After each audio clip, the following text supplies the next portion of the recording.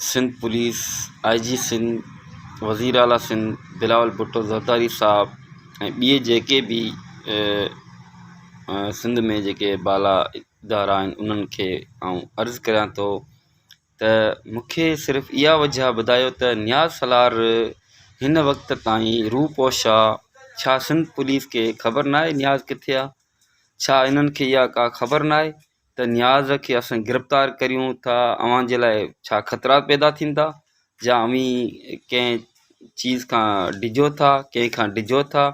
अवी हिकु इदारो आयो सिंध पुलिस हिकिड़ो बहितरीनु इदारो आहे, पर मूंखे अफ़सोस आहे इन्हनि खां नियाज़ एॾो वॾो ॾाढो आहे, एतिरो ॾाढो आहे जो हुनखे टच बि न पिया कनि, न ई हुनजी का पुछा कनि पिया।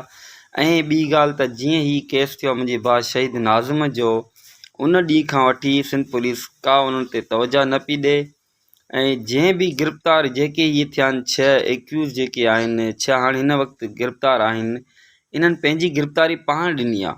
सिंध पुलिस जेकी आहे मेमण ॻोठ जे हद जी, ऐं इहा कंहिंजे घर ते वञी एक्यूज़ जे घर ते छापो न हई आहे, न ई का एक्शन वरिती आहे। बिलावल भुट्टो ज़रदारी साहब खे चवां थो हथ ॿधी, आउं तुंहिंजो वर्कर आहियां, शहीद राणी जो वर्कर आहियां, महिरबानी करे वज़ीर आला सिंध ऐं को चेयरमैन आसिफ़ अली ज़रदारी साहब अव्हां खे हथ ॿधी अर्ज़ु करियां थो, अव्हां जो वर्कर आहियां, शहीद ज़ुल्फ़िकार अली भुट्टे जी पार्टी जो वर्कर आहियां, शहीद राणी जो वर्कर आहियां, जियालो आहियां, अव्हां जो आहियां।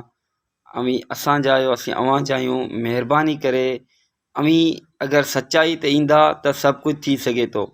ऐं जेके मुंहिंजे भाउ शहीद नाज़िम जा क़ातिल आहिनि उन्हनि खे कैफ़र क़ैदा ताईं पहुचाइण लाइ अवी कोशिशि कंदा, फुल कोशिशि कंदा त हू गिरफ़्तार थींदा ऐं हू कैफ़र क़ैदा ताईं पहुचंदा। बिलावल भुट्टो ज़रदारी साहब, वरी बि तोखे अपील थो करियां, वज़ीर आला सिंध साहब, ऐं अव्हां जो हिकिड़ो नंढो वर्कर आहियां, महिरबानी करे मुंहिंजी फैमिली जी मदद करियो। ऐं प्रोटेक्शन अञा ताईं तव्हां न ॾिनी आहे, उन ते तव्हां न तवजा ॾिनी आहे, पर महिरबानी करे नियाज़ सालार खे असां गिरफ़्तार कराए ॾियो।